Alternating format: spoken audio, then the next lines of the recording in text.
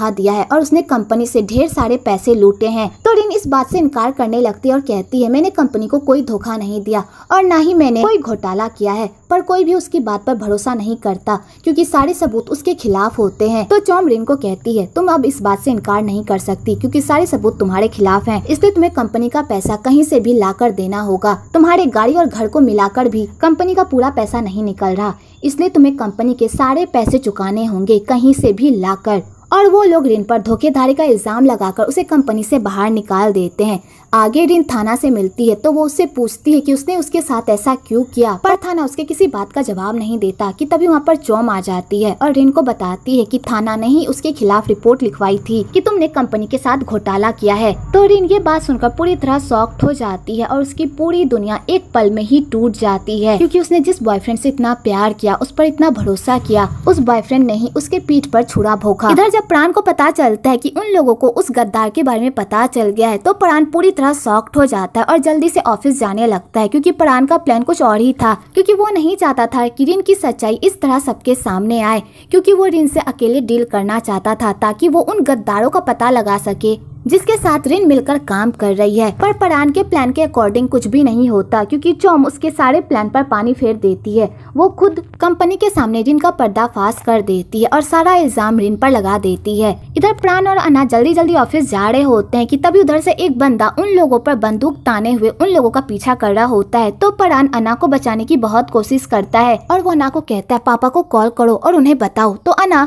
वत को कॉल करती है, लेकिन इस चक्कर में उसके गाड़ी का एक्सीडेंट हो जाता है। तो वो लोग उन गुंडों से अपने आप को बचाकर वहां से भागने लगते हैं, पर वो गुंडे उन लोगों का पीछा ही नहीं छोड़ते और उनका पीछा करते करते जंगल की ओर बढ़ जाते हैं और उन लोगों को गोली मारने लगते हैं। तो प्राण अन्ना को बचाने के चक्कर में खुद पर गोली खा लेता है। तो अन्ना प्राण की ऐसी हालत देखकर तो पूरी तरह शॉक्ड हो जाती है और बेचारी खूब रोने भी लगती है। इधर सीन और चॉम बहुत ही खुश हो रहे होते हैं कि उन्होंने प्राण को अपने रास्ते से हटा दिया और वो लोग खुशी खुशी मीटिंग में जाते हैं कि आज प्राण तो ऑफिस आएगा ही नहीं और प्राण के मरने के बाद ये सारा बिजनेस सीन का हो जाएगा। और सीन और चॉम बहुत ही खुश हो रहे होते हैं कि तभी उधर से प्राण की एंट्री होती है। तो सीन और चॉम जैसे ही प्राण को जिंदा देखते हैं उनके तो होश ही उड़ जाते हैं और सीन चॉम को कहता है ये सब क्या है, तुम्हारे बंधुओं ने तो कहा था कि प्राण मर चुका है, तो फिर ये जिंदा कैसे हो गया। तो चॉम कहती है मुझे भी नहीं पता, शायद उन लोगों ने मुझसे झूठ बोला और मेरे पैसे भी ठग लिए। तो सीन कहता है अब हम क्या करेंगे। तो चॉम कहती है शांत हो जाओ, अभी भी मामला हमारे हाथ से नहीं निकला है। आगे सारे बोर्ड मेंबर प्राण की काबिलियत पर सवाल उठाने लगते हैं कि उन लोगों के नाक के नीचे उनके ही बंदे इतना बड़ा घोटाला कैसे कर सकते हैं। तो प्राण सारे बोर्ड मेंबर्स को शांत करता है और उनसे एक मौका मांगता है और कहता है जिसने भी हमारी कंपनी को धोखा दिया है उसने मुझे भी मारने की कोशिश की है और मैं इस बात का पता लगा कर रहूंगा कि किसने हमारी कंपनी को नुकसान पहुंचाने की कोशिश की है, प्लीज मुझे एक मौका दीजिए। तो सारे बोर्ड मेंबर्स प्राण की ऐसी हालत देखकर उन्हें प्राण की बातों पर भरोसा हो जाता है और वो लोग प्राण को एक मौका दे देते हैं और सीन और चॉम के हाथ कुछ भी नहीं लगता। इधर रिन अपने प्यार से धोखा खाकर पूरी तरह टूट जाती है और अपना गुस्सा लोगों पर निकालती है, पर वो अपने आप को संभाल लेती है क्योंकि उसके ऊपर बहुत सारा कर्जा होता है और जब तक वो उस कर्जे को चुका नहीं देती वो शांत से बैठ नहीं सकती। तो बेचारी रिन अपने गांव वापस जाती है, जिस गांव से वो इतना नफरत करती है वो उस गांव वापस जाती है ताकि वहां से वो पैसों का इंतजाम करके उस कंपनी के मुंह पर मार सके। तो रिन की माँ रिन को अपने गांव में देखकर तो पूरी तरह शॉक्ड हो जाती है क्योंकि वो हमेशा रिन को गांव बुलाते रहती है, पर कभी भी रिन आना नहीं चाहती थी, लेकिन आज अचानक रिन गांव आई है। तो उसकी माँ रिन से पूछती भी है क्या कोई बात है जो तुम इतनी अचानक गांव आई हो। तो रिन अपनी मॉम को अपने जॉब के बारे में कुछ भी नहीं बताती और कहती है मॉम मैं आपको बहुत ही मिस कर रही थी इसलिए मैं आपसे मिलने आ गई, और वैसे भी आपकी तबीयत खराब रहती है ना तो इसलिए मैं आपसे मिलने आ गई। तो उसकी मॉम इस बात पर भरोसा कर लेती है। आगे गांव के सारे मेंबर रिन को बहुत ही रिस्पेक्टफुली ट्रीट करते हैं क्योंकि उन्हें लगता है कि रिन बड़े शहर में बहुत बड़ा काम करती है और उसका बहुत बड़ा ओहदा भी है और वह शहर में बहुत सारा पैसा भी कमाती है, जिस वजह से सारे लोग रिन को बहुत ही अच्छे से ट्रीट करते हैं। तो रिन को उस गाँव में बिल्कुल भी मजा नहीं आता और वो लोगों की बातों को सुनकर पूरी तरह पक जाती है। पर रिन को इस बात की बहुत ही खुशी होती है कि वो लोग उसकी बहुत ही रिस्पेक्ट कर रहे हैं, पर उन लोगों को क्या पता कि जिस रुतबे की जिसकी वजह से वो लोग उसकी इतनी रिस्पेक्ट कर रहे हैं, वो रुतबा उसके हाथ से जा चुका है। इधर नॉन भी रिन को ये सारी हरकत करते हुए देखता है तो वो उसे इस तरह देखकर बहुत ही हंसता है। आगे रिन अपनी मॉम को प्रेशराइज करने की कोशिश करती है कि वो यहाँ का जमीन बेचकर शहर में सेटल हो जाए, पर उसकी मॉम बेचने के नाम पर ही मना कर देती है और रिन के सारे प्लान पर पानी फिर जाता है। आगे रिन के सर में जुए हो जाते हैं तो रिन जैसे ये बात जानती है वो तो पूरी तरह पगला जाती है और अपने सर से जुओं को निकालने के लिए लोगों से उपाय मांगने लगती है, पर लोगों को ये बात नहीं बताती कि वो अपने सर के जुओं को निकालने के लिए उपाय मांग रही है। तो वो सारी लड़कियां रिन को कहती है तुम डॉक्टर के पास चली जाओ, वो डॉक्टर इस प्रॉब्लम का सोल्यूशन निकाल देंगे क्योंकि उन्होंने बहुत सारे लोगों के जुओं को जड़ से खत्म किया है। तो रिन सीधा उस डॉक्टर के पास जाती है और उस डॉक्टर से जुए की दवाई मांगती है। तो नॉन उसे फॉर्म फिलअप करने को कहता है और उसे ये भी कहता है कि तुम्हें दवाई किसके लिए चाहिए, उसका नाम, पता और उसकी उम्र लिखो। तो रिन कहती है क्या ये सब करना जरूरी है? तो नॉन कहता है हाँ ये सब जरूरी है, तभी मैं तुम्हें सही दवाई दे पाऊंगा। तो रिन को मजबूरन वो फॉर्म फिलअप करना पड़ता है, लेकिन वो यहाँ पर भी एक कलाकारी लगाती है और उस डॉक्टर को बताती है कि उसकी एक बड़ी बहन है जिसके सर में जुए हो गए हैं और उसी के लिए वो दवाई लेने के लिए आई है। पर नॉन ये बात रिन के सामने जाहिर नहीं करता कि उसे उसके झूठ के बारे में पता चल गया है। आगे रिन जा रही होती है तो नॉन कहता है तुम्हारे पैरों में भी चोट लगी है, आओ मैं मेडिसिन लगा देता हूँ, और नॉन उसके पैरों में मेडिसिन लगा देता है। तो रिन जा ही रही होती है कि फिर से वो साइकिल से नीचे गिर जाती है और उसका साइकिल खराब हो जाता है।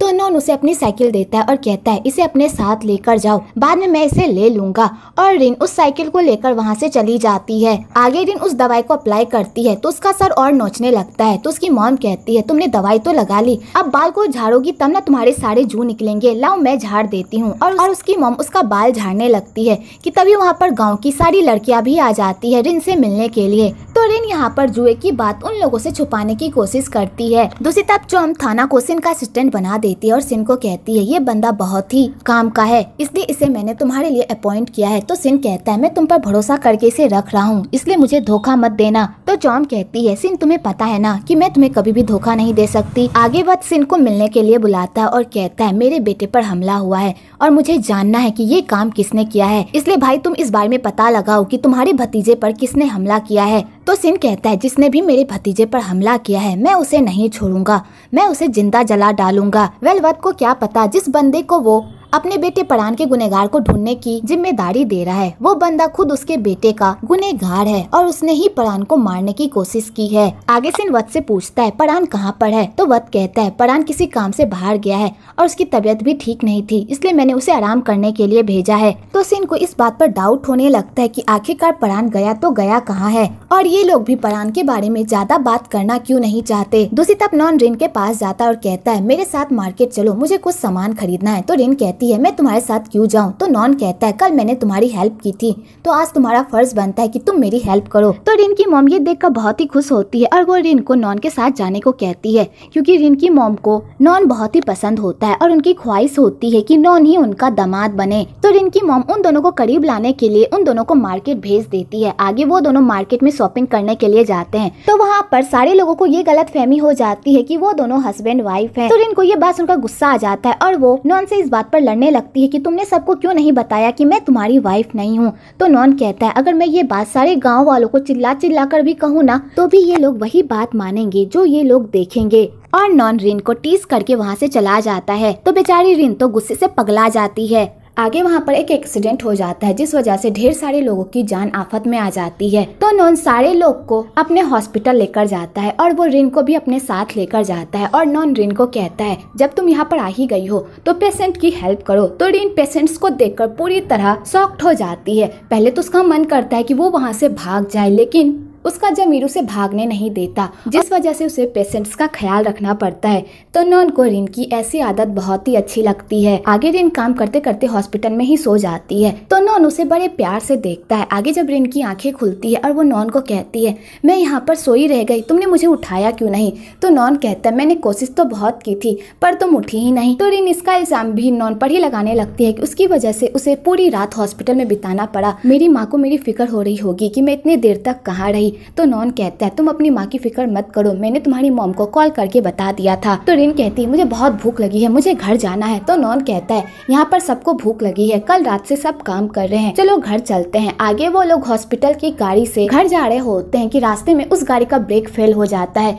तो रिन ये सब देखकर पूरी तरह शॉक्ड हो जाती है और वो लोग सोचने लगते हैं कि उन लोगों की जान बचेगी भी या नहीं। तो रिन इस बात पर भी नॉन पर ही भड़कने लगती है। आगे बहुत ही मुश्किलों से उन लोगों की जान बचती है। तो रिन कहती है मैं तुम्हारे साथ 1 मिनट भी नहीं रहूंगी, मैं घर जा रही हूँ। तो नॉन कहता है अभी अभी तुम्हारे साथ हादसा हुआ है, थोड़ा देर रिलैक्स कर लो, उसके बाद चली जाना। पर रिन नॉन की एक बात नहीं सुनती, जिस चक्कर में वो बेहोश हो जाती है। तो नॉन उसे अपने घर लेकर जाता है। आगे रिन को होश आता है तो वो उल्टा नॉन पर ही भड़कने लगती है और कहती है तुम्हारे हॉस्पिटल में क्या कोई अच्छी कार नहीं है? अगर वो कार खराब हो गई थी तो तुम लोग दूसरी खरीद लेते ना। तो नॉन कहता है पैसे क्या तुम देती कार खरीदने के लिए? तो रिन कहती है अगर तुम लोगों के पास पैसे नहीं है तो तुम्हें इस हॉस्पिटल के लिए डोनेशन मांगना चाहिए, इससे तो तुम एक नई कार खरीद ही सकते हो। तो नॉन इस बात पर हंसने लगता है और कहता है तुम्हें क्या लगता है कि यहाँ के लोग चैरिटी करना पसंद करते हैं? अगर मैं उनसे डोनेशन भी मांगूंगा ना तो भी वो लोग मुझे नहीं देंगे, क्योंकि इस हॉस्पिटल की ना ही पॉपुलैरिटी है और ना ही यहाँ पर रिपोर्टर्स आते हैं जो इस हॉस्पिटल के बारे में पूरी दुनिया को बता सके। जब इस हॉस्पिटल के बारे में दुनिया को पता ही नहीं है तो कौन इस हॉस्पिटल के नाम पर डोनेशन देगा? तो रिन कहती है तुम एक बार ट्राई तो करो, कोई ना कोई डोनेशन दे ही देगा। तो नॉन कहता अगर ऐसी बात है तो तुम क्यों नहीं डोनेशन दे देती? तो बेचारी रिन इस बात पर चुप हो जाती है, क्योंकि उसके पास तो खुद ही पैसे नहीं होते, ऊपर से उसके ऊपर तो ढेर सारा कर्जा भी होता है। आगे नॉन रिन के सामने चीटर्स की बात करने लगता है कि कुछ लोग अपने मतलब के लिए लोगों को धोखा देते हैं और उनसे पैसे लूटकर भाग जाते हैं, और नॉन उन लोगों को बुरा भला कहने लगता है। तो रिन को बहुत ही गुस्सा आता है, जिस चक्कर में अपने मुंह से ही उगल देती है कि मैंने किसी को भी धोखा नहीं दिया, मैंने तो सिर्फ उस इंसान से प्यार किया था, लेकिन उस इंसान ने मेरा फायदा उठाया, मैं उस जैसे घटिया इंसान को कभी भी माफ नहीं करूंगी। और रिन इस बात को लेकर बहुत ज्यादा ही पैनिक हो जाती है। तो नॉन रिन को शांत करता है और कहता है अगर तुम अपना गुस्सा निकालना चाहती हो तो मेरे पास एक आइडिया है, ये लो पत्थर, इसमें उस इंसान को याद करके ढेर सारी गालियां लिखो और इसे दूर मारो, इससे तुम्हारा गुस्सा शांत हो जाएगा। तो रिन नॉन के बताए हुए रास्ते को अपनाती है और वो पत्थर के जरिए थाना को खूब गालियां देती है, उसे शराब देती है। तो नॉन ये सब सुनकर तो पूरी तरह शॉक्ड हो जाता है। इधर सिन और चोम उस कंपनी को हथियाने के लिए थाना को हुक्म का इक्का बनाते हैं और थाना सारे बोर्ड मेंबर्स के सामने इस तरह प्रेजेंटेशन देता है। सारे बोर्ड मेंबर्स उसकी काबिलियत को देखकर बहुत ही खुश हो जाते हैं और उसकी प्रशंसा करने लगते हैं, और वो लोग सारे बोर्ड मेंबर्स को ये बताने की कोशिश करते हैं कि थाना प्राण से बेटर है और थाना प्राण से बेटर जिम्मेदारी निभा सकता है। तो प्राण के पापा को और अना को ये सब बहुत ही अजीब लगता है। आगे वो दोनों इसी तरह धीरे धीरे करीब आ जाते हैं। तो रिन जैसे ही नॉन के करीब जाती है तो उसके दिल में कुछ कुछ होने लगता है और वो अपनी फीलिंग्स को कंट्रोल नहीं कर पाती, लेकिन बाद में वो कंट्रोल कर लेती है और नॉन को कहती है मुझे अब घर जाना चाहिए। तो नॉन उसे घर छोड़ देता है। तो पूरे रास्ते रिन नॉन से बात नहीं करती। तो नॉन कहता है मैंने ऐसा क्या किया है जो तुम मुझसे इतना गुस्सा हो, पूरे रास्ते तुमने मुझसे अच्छे से बात भी नहीं की। तो रिन कहती ऐसी कोई बात नहीं है, मैं तुमसे गुस्सा नहीं हूँ, मैं बस थक गई थी जिस वजह से मैं बात नहीं कर पाई। और रिन बात को टाल के वहाँ से चली जाती है। दूसरी तरफ चोम को ये बात खाई जा रही होती है कि परान इतने दिन से ऑफिस नहीं आया, और जब भी वो उन लोगों से परान के बारे में पूछती है तो वो लोग ये बहाना बना देते हैं कि वो अभी बीमार है इसलिए वो सेफ हाउस में है। तो चोम को यही बात बहुत ही अजीब लगती है और उसे लगता है कि परान इन सब के पीछे छुपकर कोई ना कोई प्लान जरूर बना रहा है उन लोगों के खिलाफ। आगे चोम अना को ऑर्डर देती है कि वो घोटाले वाले केस पर थाना के साथ मिलकर काम करे और उसे उस केस के बारे में जो भी इन्फॉर्मेशन पता है वो थाना के साथ शेयर करे। तो अना को ये सब करने का मन तो नहीं होता, पर उसे मजबूरन उन लोगों के ऑर्डर मानने पड़ते हैं। अगली सुबह रिन को ऑफिस की तरफ से कोर्ट नोटिस आता है तो उसकी मॉम पूछती है ये सब क्या है रिन, तुम्हें ऑफिस की तरफ से कोर्ट नोटिस क्यों आया है? तो रिन अपनी मॉम को कुछ भी नहीं बताती और अपना सामान पैक करके बैंकॉक जाने लगती है। तो रिन की मॉम कहती है बेटा मुझे बहुत ही घबराहट हो रही है, आखिरकार तुमने ऐसा क्या किया है जो तुम्हारे ऑफिस वाले तुम्हें लीगल नोटिस भेज रहे हैं? तो रिन कहती है मॉम ऐसा कुछ भी नहीं है, अब बेकार में ही परेशान हो रही है, बस छोटी सी प्रॉब्लम है जिसे मैं सॉल्व कर लूंगी। और रिन गुस्से से बैंकॉक जाने लगी।